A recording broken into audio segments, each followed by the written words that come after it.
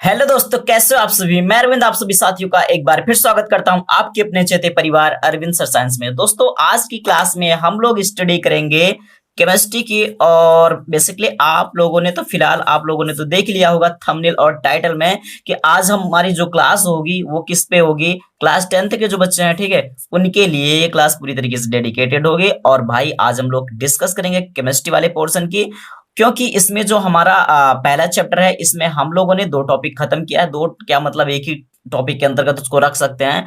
Physical change and chemical change, भौतिक परिवर्तन और रासायनिक परिवर्तन, ठीक है। Physical change and chemical change, तो हमारा भौतिक परिवर्तन, ठीक है, भौतिक परिवर्तन और रासायनिक परिवर्तन, तो ये दो टॉपिक हम लोगों ने खत्म कर लिया, ठीक है। तो ये दो टॉपिक आपको कहां मिलेंगे, पहली वाली वीडियो में, ठीक है। पहली वाली वीडियो में आपको जो है ये दो टॉपिक मिल जाएंगे, ठीक है दोस्तों। तो आप लोग उस वीडियो को देखिए, क्योंकि इससे फायदा क्या होगा कि मैं ओवरऑल जो चैप्टर है वो होगा ना, तो इस चैप्टर में एक एक चीजें, सारी चीजें, ठीक है, सारी चीजें शुरुआत से एंड तक पूरे एक्सरसाइज तक की सारी चीजें मैं करवाऊंगा, ठीक है। तो एक एक टॉपिक के हम लोग डिस्कस करेंगे, उसके बारे में पूरा अच्छे से जानेंगे, उसका पूरा एनालिसिस करेंगे। तो आप लोग जब देखेंगे तो आपको कुल मिलाकर के पूरा चैप्टर आपको समझ में आने वाला है, ठीक है। ओवरऑल पूरा चैप्टर मैं करवाने वाला हूं और हर चैप्टर की ऐसी की तैसी होने वाली है, ठीक है। तो आप लोग जो है क्लास को पूरा देखिएगा, ठीक है। चलिए, तो दोस्तों आज की क्लास में हम लोग जो डिस्कस करने वाले हैं वो क्या है, तो चलिए देख ही लेते हैं। तो दोस्तों आज की क्लास में हम लोग डिस्कस करेंगे रासायनिक अभिक्रियाओं के बारे में, ठीक है। क्या होती है रासायनिक अभिक्रिया, इसके बारे में हम लोग आज डिस्कस करने वाले हैं, ठीक है। तो चलिए देख लेते हैं। सबसे पहले इसकी डेफिनेशन को देखते हैं, क्या होती है रासायनिक अभिक्रिया, ठीक है। चलिए, तो देखिए दोस्तों, यहां पर क्या है, जब एक या एक से अधिक पदार्थों के परमाणु पुनर्व्यवस्थित होकर, ध्यान दीजिएगा, पुनर्व्यवस्थित होकर एक या एक से अधिक नए पदार्थों का निर्माण करते हैं, तो इस परिघटना को क्या बोला जाता है, रासायनिक अभिक्रिया। आप समझने का प्रयास कीजिए, कहने का मतलब क्या है कि जब एक या एक से अधिक पदार्थों के परमाणु पुनर्व्यवस्थित होकर, अभी मैं सारे पॉइंट को समझाऊंगा आपको अच्छे से, ठीक है। पुनर्व्यवस्थित होकर एक या एक से अधिक नए पदार्थों का निर्माण करते हैं, तो इसी को बोला जाता है क्या, रासायनिक अभिक्रिया, ठीक है। इसी को क्या बोला जाता है, रासायनिक अभिक्रिया। अब इन बातों को अच्छे से समझने का प्रयास कीजिए, क्या है, ठीक है। पुनर्व्यवस्थित का मतलब क्या होता है, समझने का प्रयास कीजिए। देखिए होता क्या है, अब यहां पदार्थों से मतलब क्या है, पदार्थों का मतलब क्या होता है, आपका जो यौगिक है, ठीक है। अब देखिए एक बात आप समझने का प्रयास कीजिए, हमारी कोई रासायनिक अभिक्रिया होती है। अब सबसे पहले तो हम यही समझ लेते हैं कि रासायनिक अभिक्रिया है क्या। अब बोला जा रहा है कि मान लो, देखिए समझने का प्रयास कीजिए, जैसे हमारा कोई एक, मैंने यौगिक लिया ए और एक यौगिक मैंने लिया बी, ठीक है। अब यहां पर क्या है, जो हमारा पदार्थ बना नया, वो क्या बना, सी और डी। अब देखिए यहां पर क्या है कि जो अभिक्रिया में भाग लेते हैं, ठीक है, जो भी यौगिक, अब पदार्थ का मतलब क्या है, यौगिक, जो भी यौगिक या जो भी पदार्थ अभिक्रिया में भाग लेते हैं, उनको बोला जाता है क्या, रिएक्टेंट। उनको क्या बोला जाता है, रिएक्टेंट, मतलब अभिकारक। समझने का प्रयास कीजिएगा, ठीक है। उनको क्या बोला जाता है, अभिकारक। और जो नया पदार्थ बनता है उसको बोला जाता है प्रोडक्ट, ठीक है। इतनी बातें आपको पता ही होंगी। उसको क्या बोला जाता है, उत्पाद। मतलब क्या है कि जिन जिन पदार्थों से या जिन जिन यौगिकों के मिलने से, ठीक है, अभिक्रिया संपन्न होती है, उसको बोला जाता है अभिकारक। और इनके मिलने से जो नया पदार्थ बनता है उसको बोला जाता है उत्पाद। तो यहां पर हमारा अभिकारक क्या है, अभिकारक ए है और अभिकारक बी है, और उत्पाद क्या है हमारा, सी और डी है। अब यहां पर कहने का मतलब क्या है कि हमारा, मान लीजिए ये क्या है, हमारा यौगिक है, ठीक है, यौगिक ए यौगिक बी। अब क्या है कि इनके परमाणु रीअरेंजमेंट होकर के, मतलब पुनर्व्यवस्थित का मतलब क्या होता है कि इनकी जो व्यवस्था है आपस में जिस तरीके से बंधे हुए हैं, ये एक दूसरे से मिल करके बॉन्ड बना लेते हैं या इलेक्ट्रॉन दे करके साझा करते हैं। तो इस तरीके से आपस में जब मिलते हैं तो एक नया पदार्थ ही बन जाता है, ठीक है। तो इसी को बोला जाता है रासायनिक अभिक्रिया। अब देखिए यहां पर क्या, जैसे समझने का प्रयास कीजिए, मान लो मैंने यहां पर लिया NH3, ठीक है, NH3 और प्लस मैंने यहां पर क्या लिया, HCl। अब यहाँ ध्यान समझने का प्रयास कीजिए। अब यहाँ पर क्या है, NH3 का मतलब क्या है, ये क्या है हमारा अमोनिया है, ये क्या है अमोनिया, और ये क्या है HCl मतलब हाइड्रोक्लोरिक अम्ल है, ठीक है, ये क्या है आपका हाइड्रोक्लोरिक अम्ल है, हाइड्रोक्लोरिक एसिड है। अब कहने का मतलब क्या है, अब कहने का मतलब क्या है कि अब यहाँ पर ध्यान समझने का प्रयास कीजिए कि ये आपका अमोनिया NH3 और आपका HCl हाइड्रोक्लोरिक अम्ल, अब इसके जो परमाणु होंगे, अब कहने का मतलब क्या है, जो हमारा अमोनिया एक यौगिक है और हाइड्रोक्लोरिक अम्ल आपका भी एक यौगिक है, तो इस ये जो यौगिक है, ये जो यौगिक है, इसके परमाणु देखिए पुनर्व्यवस्थित का मतलब क्या है कि आपस में एक दूसरे के साथ हो सकता है, देखो कई सारी कंडीशन बन सकती है कि हो सकता है इसका परमाणु इसके साथ आ जाए, इसका परमाणु इसके साथ आ जाए, या फिर दोनों आपस में जुड़ जाएं, या फिर ऐसी भी कुछ अभिक्रियाएं होती है जो आपस में उनके परमाणु अलग अलग हो जाते हैं। तो पॉसिबिलिटी कुछ भी हो सकती है, उसके आधार पर आपकी अभिक्रिया भी कई टाइप की हो जाती है। कहने का मतलब क्या है कि अब यहाँ पर देखिए NH3 और HCl, तो 3 हाइड्रोजन यहाँ पर है और 1 हाइड्रोजन यहाँ पर है, 3 और 1 4, तो ये मिल करके आपका क्या बना लेगा, ये आपका बन जाएगा NH4Cl, ठीक है। अब आप यहाँ पर ध्यान से देखने का प्रयास कीजिए कि आपका NH3 मतलब अमोनिया बिल्कुल अलग था, HCl बिल्कुल अलग था, मतलब ये दोनों यौगिक अलग थे, लेकिन आपका एक नए टाइप का, ठीक है, एक नए टाइप का आपका पदार्थ बन गया। तो आपस में इन दोनों के मिलने से, ठीक है, इन दोनों के मिलने से जो भी हमारा नया पदार्थ बनता है उसको बोला जाता है उत्पाद, और इस पूरी प्रक्रिया को हम क्या बोलते हैं दोस्तों, इस पूरी प्रक्रिया को ओवरऑल हम क्या बोलते हैं, रासायनिक अभिक्रिया। आई होप इतनी बातें आपको समझ में आ गई होंगी, ठीक है।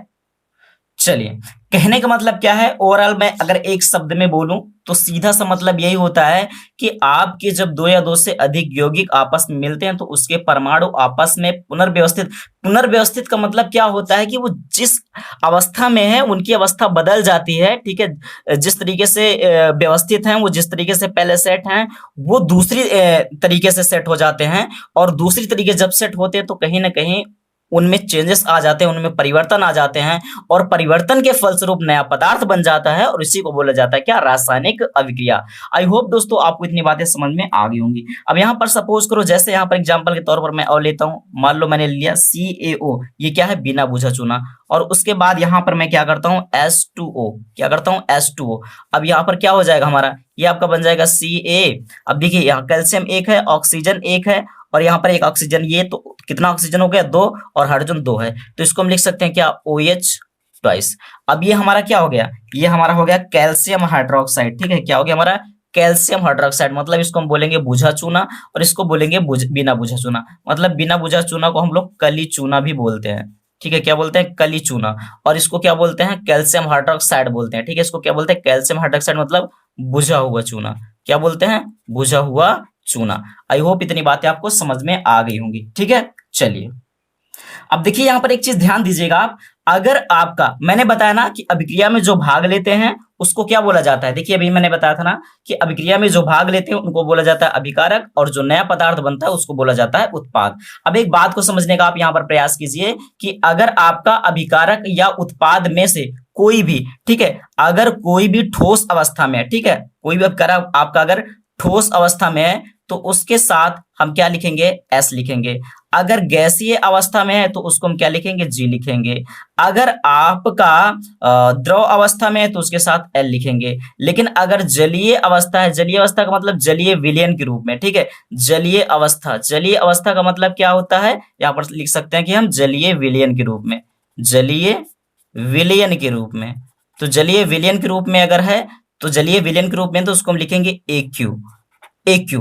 अब यहाँ पर S का मतलब होता है, मैं लिख दे रहा हूं सारी चीजें, ठीक है, फटाफट लिख दे रहा हूं। देखिए यहाँ पर S का मतलब क्या होता है, S का मतलब होता है सॉलिड, ठीक है, और G का मतलब क्या होता है आपको पता है गैस, L का मतलब क्या होता है लिक्विड, ठीक है, और AQ का मतलब क्या होता है एक्वस, ठीक है, AQ का मतलब क्या होता है एक्वस, एक्वस का मतलब होता है जलीय अवस्था।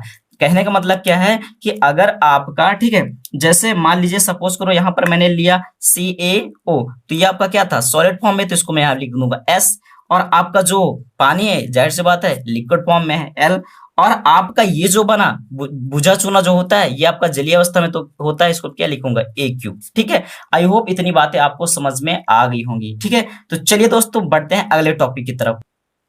तो चलिए यहाँ पर हम लोग देख लेते हैं दोस्तों, आगे बढ़ते हैं, और आगे हम लोग यहाँ पर देखने वाले हैं कि रासायनिक समीकरण, ठीक है, रासायनिक समीकरण क्या होता है इसके बारे में हम लोग देखते हैं। तो दोस्तों यहाँ पर ध्यान से देखिए कि किसी रासायनिक अभिक्रिया को उसमें भाग लेने वाले तत्वों तथा बनने वाले पदार्थों को सूत्र अथवा संकेतों द्वारा प्रदर्शित करने की विधि को रासायनिक समीकरण कहते हैं। ठीक है, मतलब क्या आया समझ में? चलिए देखते हैं कि किसी रासायनिक अभिक्रिया को उसमें भाग लेने वाले तत्वों को मैंने क्या बताया था, याद आया आपको कि भाग लेने वाले तत्वों को अभिकारक बोलते हैं, तथा बनने वाले पदार्थों क्या बोला जाता है, उत्पाद बोला जाता है, मैंने बताया था, को सूत्रों अथवा संकेतों द्वारा, बस यही इतनी बात आपको समझना है, सूत्रों अथवा संकेतों द्वारा प्रदर्शित करने की विधि को क्या बोला जाता है, रासायनिक समीकरण बोला जाता है। ठीक है, चलिए अब यहां पर देखिए, समझने का प्रयास कीजिए। कहने का मतलब क्या है, कहने का आशय ये है कि जब भी हम कोई अभिकारक लेते हैं या कोई उत्पाद, अब अभिकारक लेंगे तभी तो उत्पाद बनेगा। तो मान लीजिए हमारा कोई अभिकारक है, ठीक है, अभिकारक कौन होते हैं, अभिक्रिया में भाग लेने वाले, इससे हमारा क्या बनता है, उत्पाद। अब ध्यान समझने का प्रयास कीजिए, तो ये हमारा रिएक्टेंट है और ये हमारा क्या है, प्रोडक्ट। अब बात क्या है समझने का प्रयास कीजिए। कहने का मतलब क्या है कि जो हम अभिकारक ले रहे हैं और हमारा जो उत्पाद बन रहा है उसको अगर हम सूत्र अथवा संकेत के द्वारा प्रदर्शित कर दे रहे हैं तो वो जो हमारी रासायनिक अभिक्रिया है उसको हम किस नाम जानेंगे, उसको हम बोलेंगे रासायनिक समीकरण। देखो रासायनिक अभिक्रिया क्या है, वो एक प्रक्रिया है, लेकिन जो रासायनिक समीकरण है वो क्या है, उस रासायनिक अभिक्रिया को प्रदर्शित करने का एक तरीका है। बातें समझ में आई? चलिए अब यहां पर ध्यान से देखिए, सपोज कीजिए यहां पर हम क्या करते हैं, अब हमको पता है कि कार्बन और ऑक्सीजन दोनों की क्रिया होगी तो बनेगा क्या, कार्बन डाइऑक्साइड। क्या बनेगा, कार्बन डाइऑक्साइड। अब यहां पर ध्यान से देखिए, अब बात यही समझने वाली है यहां पर कि जब हमारा जो अभिकारक है कार्बन, ऑक्सीजन और हमारा जो उत्पाद है कार्बन डाइऑक्साइड, अभी तो मैंने इसका नाम लिखा है, लेकिन जब इसको मैं सूत्र या संकेत या प्रतीक के द्वारा लिख दूंगा तो वो जो रासायनिक अभिक्रिया होगी हमारी प्रदर्शित होगी वो किस रूप में जानी जाएगी, उसको हम बोलेंगे ये रासायनिक समीकरण है। अभी इसको हम रासायनिक समीकरण नहीं बोलेंगे और इसका बहुत बड़ा अब क्या बोले, इसका मतलब ये अगर आप इसका नाम लिख देते हैं तो नाम से आप डिसाइड नहीं कर पाएंगे कि बनेगा क्या, क्योंकि वहां पर परमाणुओं के पुनर्व्यवस्थित होने का तरीका आपको बिल्कुल पता ही नहीं चल पाएगा। कहने का मतलब क्या है, अब जब मैं कार्बन के संकेत लिखूं, कार्बन का C और ऑक्सीजन का क्या होता है हमारा O, मतलब O2। अब यहां पर हमारा क्या हो जाएगा, दोनों मिलकर के C और O2 मिलकर के क्या बन जाएगा, CO2। अब यहां पर देखिए हमको क्लियर हो गया कि कार्बन और ऑक्सीजन के मिलने से CO2 बना, मतलब कार्बन डाइऑक्साइड बन गया। तो जब मैंने इनको प्रतीक के द्वारा दर्शा दिया तो इसी को हम क्या बोलेंगे, अब ये हमारा क्या बन गया, अब ये जो हमारा ये है ना, ये क्या हमारा रासायनिक समीकरण है। ठीक है, ये क्या हमारा रासायनिक, अब इसको हम क्या बोलेंगे, रासायनिक समीकरण बोलेंगे। ठीक है, आई होप इतनी बातें आपको समझ में आ गई होंगी।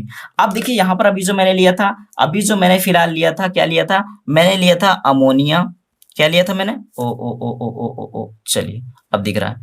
यहां पर मैंने लिया अमोनिया और क्या लिया था मैंने, हाइड्रोक्लोरिक अम्ल।